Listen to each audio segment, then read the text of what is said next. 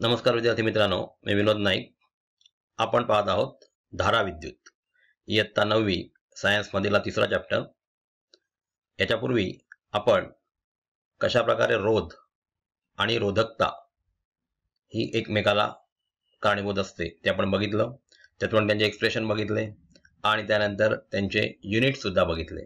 तर आता आपण या तिसऱ्या सेशन मध्ये पाहणार आहोत की इलेक्ट्रिक सर्किट किंवा इलेक्ट्रिक सर्किट डायग्राम कशी काढली जाते आणि त्याच्यामध्ये वेगवेगळे इन्स्ट्रुमेंट आणि त्यांना कोणत्या प्रकारचे सिम्बॉल वापरले जातात. चला तर मग पाहूया धारा विद्युत. इथे पहा विद्यार्थी मित्रांनो, विद्युत परिपथ म्हणजेच इलेक्ट्रिक सर्किट.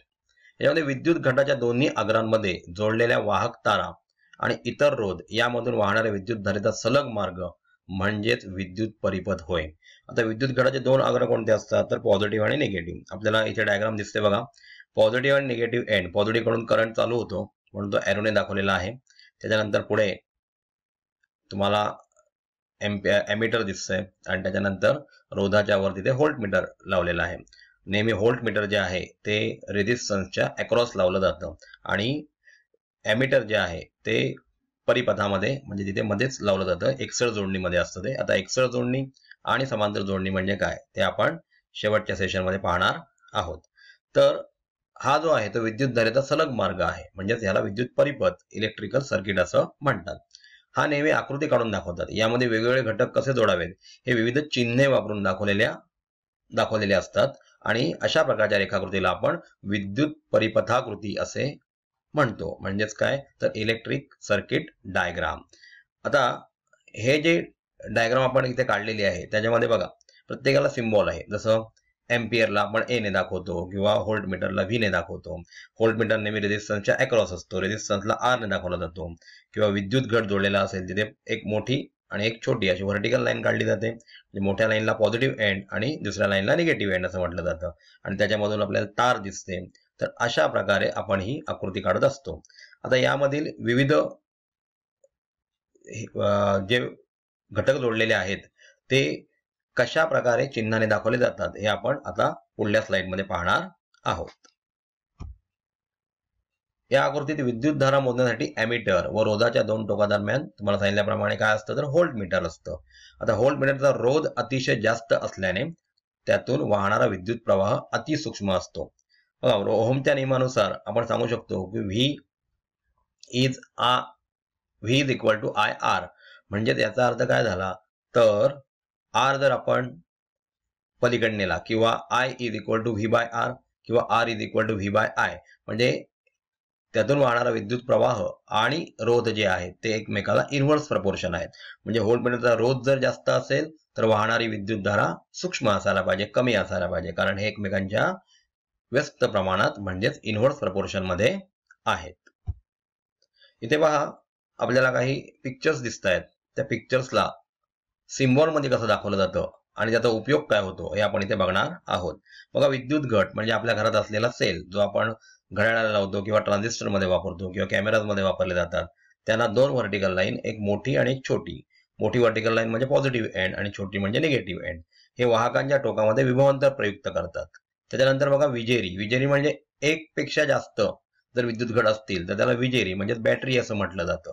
आता 3 असतील तर आपण 3 सेल उभे केलेत. याचा उपयोग काय होतो तर वाहकाच्या टोकांमध्ये जास्त क्षमतेचे विभवांतर प्रयुक्त करणे. म्हणजे समजा एका सेल पासून 1.5 व्होल्ट मिळत असेल तर 3 सेल लावून आपल्या सर्किटमध्ये जर 4.5 व्होल्ट इतकी विद्युत धारा पाहिजे असेल तर आपण 3 सेल त्याच्यामध्ये लावतो आणि अशा प्रकारच्या रचनेला विजेरी किंवा बॅटरी असं म्हटलं जातं. त्याच्यानंतर बघा स्विच दिसतोय. आपल्या जे स्विच आपल्या घरातील हा स्विच आहे त्याच्यामध्ये स्विच बंद असेल तर इथे ओपन दाखवली जाते, ती कळ असते ती. वाहकाच्या दोन टोकांमध्ये संपर्क तोडून विद्युत प्रवाह बंद करण्याचं काम या डायग्रामने या चिन्हाने दाखवलं जातं. जर ही कळ बंद असेल म्हणजेच काय तर प्रवाह चालू आहे.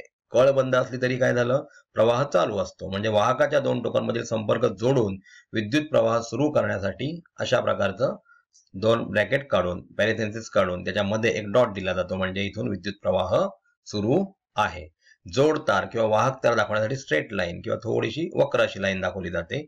विविध घटक परिपथात जोडणे हे त्या चिन्हाचा संकेत असतो.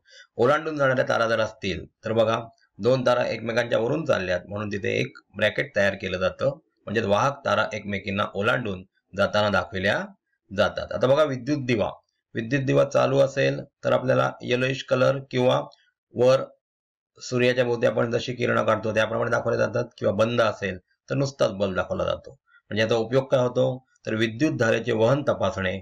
अप्रकाशित वहन होत नाही, म्हणजे जर पेटला नाही तर वहन होत नाही, आणि प्रकाशित असेल तर वहन होत आहे, असा त्याचा अर्थ होतो. विद्युत रोध म्हणजे आपण टीव्ही किंवा रेडिओ याच्या सर्किटमध्ये अशा प्रकारचे रोध बघतो, म्हणजे हे रेझिस्टन्स आहेत, त्याला दाखवण्यासाठी अशा प्रकारे झिगझॅग लाईनचा वापर केला जातो. परिपथातून जाणारी विद्युतधारा नियंत्रित करण्याचं काम, जसं तुम्हाला सांगितलं की रोडला जसे स्पीड ब्रेकर असतात तसेच विद्युत धारेला सुद्धा स्पीड ब्रेकर असावे लागतात, कारण प्रत्येक सर्किटच्या प्रत्येक भागामध्ये इक्वल करंट जाऊन चालत नाही, कमी जास्त प्रमाणात करंट लागतो आणि त्याच्यामुळे इथे रेझिस्टन्स लावला जातो. चलरोध म्हणजे बदलणारा रोध, ज्याला रिओस्टॅट असं सुद्धा म्हणतात. इथे आपण वेगवेगळ्या प्रकारचे रोध लावायची गरज नसते, तर एकाच उपकरणावरून आपण तो रोध कमी जास्त करू शकतो. म्हणजे ती झिगझॅग लाईन जी रोधाला दाखवली होती त्याच्यावर फक्त एक एरो टाकला जातो, म्हणजे हा व्हेरिएबल आहे जो आपण बदलवू शकतो. नंतर ॲमीटर असेल तर ए दाखवला जातो, आणि व्होल्ट मीटर असेल तर व्ही आणि प्लस मायनस एन दाखवले जातात. अशा प्रकारे विद्युत परिपथामध्ये वेगवेगळी चिन्हे वापरून आपण विद्युत परिपथाकृती म्हणजेच इलेक्ट्रिक सर्किट डायग्राम काढत असतो. ते पहा, वाहक आणि विसंवाहक. वाहक म्हणजे आपल्याला कळलं असेल की ज्याच्यामधून विद्युतधारा जाऊ शकते, म्हणजे पदार्थाची रोधकता खूप कमी असते. लक्षात ठेवा, प्रत्येक ठिकाणी रोधकता असते म्हणजे रोध असतोच, अपोजिशन असतंच, पण इथे खूप कमी असते. म्हणजे उदाहरणार्थ तांब्याची तार किंवा ॲल्युमिनियमची तार, याच्यामधून इलेक्ट्रॉन्स जे फ्री इलेक्ट्रॉन्स असतात ते आपण बाहेरून परिपथामध्ये जोडल्यानंतर इलेक्ट्रिक करंट चालू झाल्यावर त्यातून इलेक्ट्रॉन्स व्हायला लागतात. म्हणजे ज्या पदार्थाची रोधकता खूप कमी असते त्यांना वाहक असे म्हणतात. यांच्यातून सहजतेने विद्युतधारा वाहू शकते. आणि दुसरा आहे विसंवाहक, म्हणजे बॅड कंडक्टर्स असतात ते इलेक्ट्रिसिटीचे. ज्या पदार्थाची रोधकता खूप जास्त असते, म्हणजे त्याच्यातून विद्युतधारा वाहूच शकत नाही, अशा पदार्थांना विसंवाहक किंवा बॅड कंडक्टर्स असं म्हटलं जातं, किंवा इन्सुलेटर सुद्धा म्हणतात. म्हणजेच बघा, आपण जेव्हा इलेक्ट्रिक चं काम करतो किंवा कोणत्याही विद्युतधारेच्या संदर्भात काही काम करत असो, किंवा वायरमन काम करत असतील तर ते आपल्या हातामध्ये हँड ग्लोव्ज वापरतात. ते प्लास्टिकचे किंवा रबरचे बनलेले असतात. त्याचप्रमाणे विद्युतधारेचं कोणतंही काम करताना आपण एकतर लाकडी स्टूलचा वापर करतो किंवा पायामध्ये स्लीपर घालतो. पायामध्ये स्लीपर घातल्यामुळे तो रबर जो आहे तो विद्युत दुर्वाहक आहे, म्हणजे त्याचा अर्थ तो विसंवाहक आहे, इन्सुलेटर आहे, आणि याच्यातून विद्युतधारा वाहत नाही.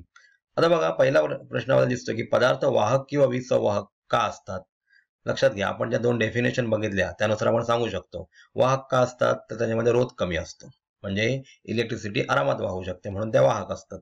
आणि त्याचे फ्री इलेक्ट्रॉन्स असतात जे इलेक्ट्रिसिटीच्या वहनाला कारणीभूत ठरतात. आणि विसंवाहक म्हणजे इन्सुलेटर का असतात, कारण यांच्यामध्ये रोध जास्त असतो आणि ते इलेक्ट्रॉन्स कॅरी करू शकत नाहीत, म्हणजे इलेक्ट्रॉन्स ट्रान्सफर करू शकत नाहीत, आणि म्हणून ते विसंवाहक म्हणजे इन्सुलेटर असतात. आता आपले शरीर विद्युत वाहक का असते. लक्षात घ्या, आपल्या शरीरामध्ये पाण्याचं प्रमाण जास्त आहे, आणि आपल्याला माहित आहे की मिनरल्स युक्त पाणी जे आहे, डिस्टिल वॉटर नाही, डिस्टिल वॉटर मधून करंट वाहत नाही.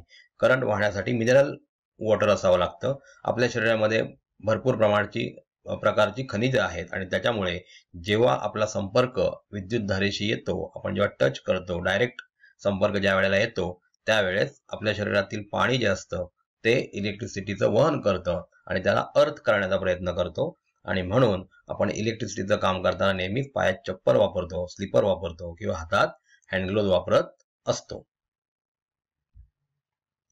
इथे पहा, ओहमच्या नियमाचा प्रयोगाच्या साहाय्याने पडताळा आपल्याला करायचा आहे.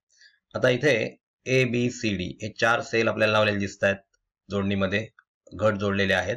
त्याच्यानंतर एक रेझिस्टन्स आहे जो नायक्रोमचा बनलेला आहे, रोध म्हणून वापरलेला. नायक्रोमला रेझिस्टन्स जरा जास्त असतो. त्यानंतर ॲमीटर जोडलेला आहे रोधाच्या एक्सर जोडणीमध्ये. तुम्हाला सांगितल्याप्रमाणे एक्सर जोडणी आपण पुढील सेशनमध्ये पाहणार आहोत. त्याचप्रमाणे त्यांच्या एक्सर जोडणीमध्ये कळ जोडलेली आहे, म्हणजे स्विच जोडलेला आहे. आता नेहमीच रोधाच्या अक्रॉस म्हणजे रेझिस्टन्सच्या अक्रॉस व्होल्ट मीटर लावलेलं असतं. व्होल्ट मीटर नेहमी रोधाला पॅरलल असतं आणि ॲमीटर नेहमीच रोधाला एक्सएल जोडणीमध्ये म्हणजे सिरीज मध्ये असते. आता बघा XY ही नायक्रॉमची तार रोध म्हणून वापरलेली आहे. याच्यामध्ये ABCD याप्रमाणे आपण 4 विद्युत घट घेतलेले आहेत. प्रत्येक वेळेला एक एक विद्युत घट आपल्याला वाढवत जायचं आहे आणि आपल्याला खाली तक्ता दिलेला आहे. वापरलेल्या विद्युत घटांची संख्या आपण पहिला 1 लिहिणार आहोत. वाहणारी विद्युत धारा समजा 1 एम्पियर असेल याच्यामध्ये वाहणारी विद्युत धारा, तर विभवांतर आपण एक सेल म्हणजे 1.5 व्होल्ट जनरली असतो. त्याप्रमाणे V/I जर रेशो काढला तो आपल्याला R रोधा इतका येईल. अशा प्रकारे दुसरा विद्युत घट लावला तर याच्यातून जर पहिल्या विद्युत घटामधून 1 एम्पियर जात असेल, दुसऱ्यामधून 2 जाईल, तिसऱ्या विद्युत घटामधून 3 एम्पियर जाईल, चौथ्या विद्युत घटामधून 4 एम्पियर. म्हणजे आपण जर हा आलेख काढला तर हा आलेख ओरिजिन मधून पास होतो आणि स्ट्रेट लाईन जातो. याचं कारण ओहमचा नियम आपल्याला असं सांगतो की वाहणारी विद्युत धारा जी आहे ती त्याच्यामधील विभवाला डायरेक्ट प्रपोर्शन मध्ये असते, म्हणजेच समानुपाती असते. जर त्या मटेरियल जो मटेरियल आपण वापरतो तारेचं ते त्याची भौतिक अवस्था जर कॉन्स्टंट असेल, स्थिर असेल, तर याप्रमाणे आपण ह्या प्रयोगांती ओहमच्या नियमाचा पडताळा घेऊ शकतो. तर विद्यार्थी मित्रांनो, आपण ह्या सेशनमध्ये काय बघितलं? या सेशनमध्ये आपण विद्युत घट किंवा ॲमीटर, व्होल्ट मीटर कशा प्रकारे सर्किटमध्ये जोडलं जातं, त्यांच्याप्रमाणे बरेचसे जे घटक आहेत त्यांचे सिम्बॉल कोणते आहेत, चिन्ह कोणते आहेत, त्याप्रमाणे आपण इलेक्ट्रिकल सर्किटची डायग्राम काढत असतो.